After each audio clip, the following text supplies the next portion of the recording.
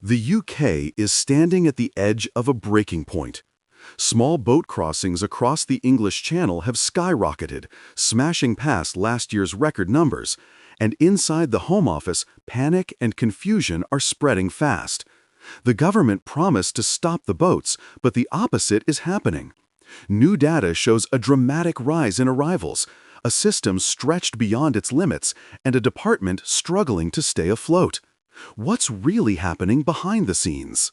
And how did one of the most high-profile government pledges turn into one of the biggest failures in recent memory? Stay with me, because the truth behind this crisis is more alarming than most people realize. Welcome back to the channel. Today, we're diving deep into the UK's small boat crisis, a situation that's not only exposing serious weaknesses in immigration policy, but also revealing deep-rooted chaos within the Home Office.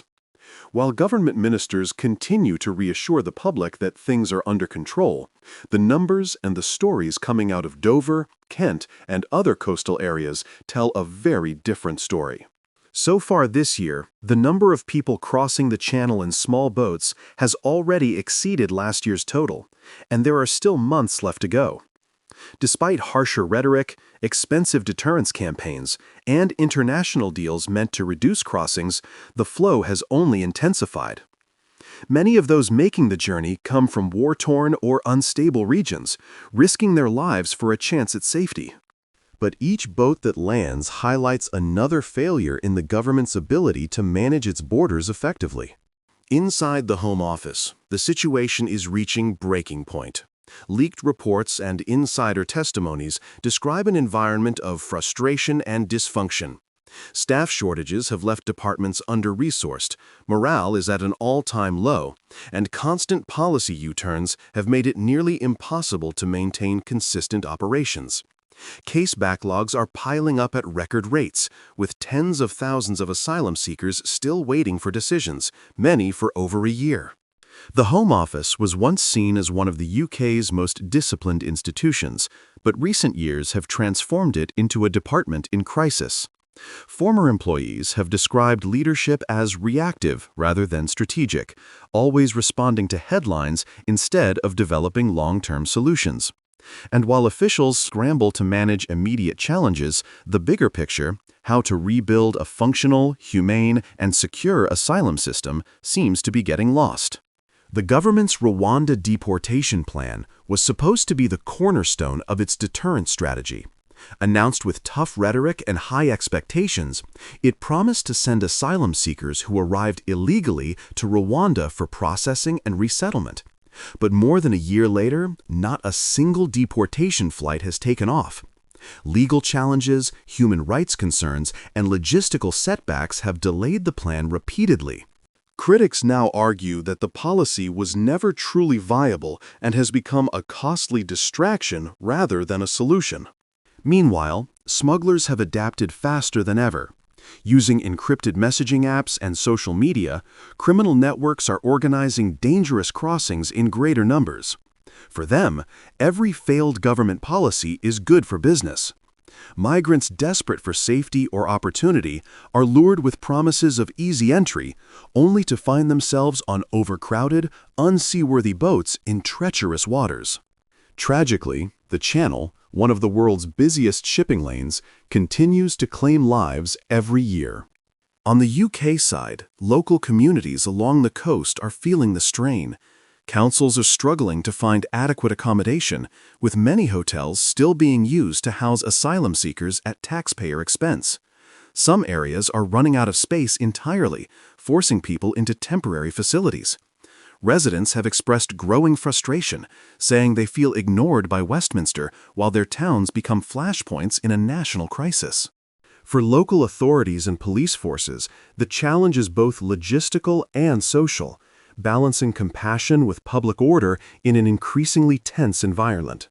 The political fallout is also intensifying. Opposition parties are calling for full transparency, demanding that the government publish internal assessments of its border strategy.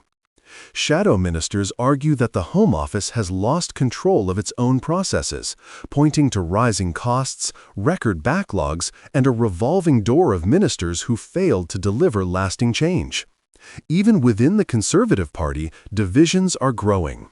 Some MPs insist on even tougher measures, while others warn that the current approach is unsustainable and damaging to the UK's international reputation. For ordinary citizens, the picture is confusing. The government continues to claim progress, pointing to deals with France and new patrol operations as evidence that action is being taken. But the results, record crossings and mounting expenses, tell another story. Analysts say that without structural reform and long-term investment, short-term deterrence tactics will keep failing. The underlying issues, poverty, war, climate change, and trafficking, are far beyond the scope of a few political soundbites. Perhaps the most alarming part of this crisis is how normalized it's become. Each new set of figures generates outrage for a few days before fading from the headlines, only to be replaced by another record-breaking report weeks later. The pattern is clear, and unless something changes soon, next year's statistics could look even worse. Behind the statistics are real people, families fleeing violence, children growing up in temporary accommodation, and public servants trying to manage an unmanageable system. For every political argument, there's a human story.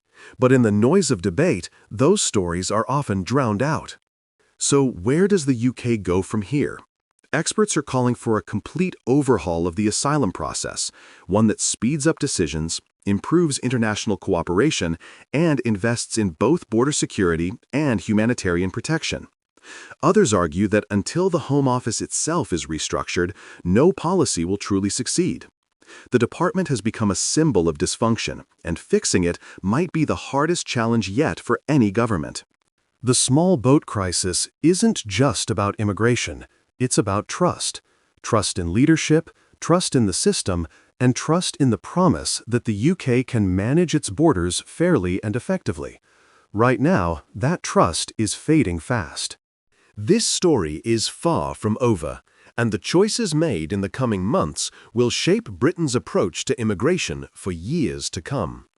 The question is whether the government will finally deliver on its promises or continue to let the chaos spiral. What do you think? Is this a failure of leadership, a broken system, or both? And what should the UK do next to regain control of its borders while protecting its values? Share your thoughts in the comments below. I'd love to hear your perspective.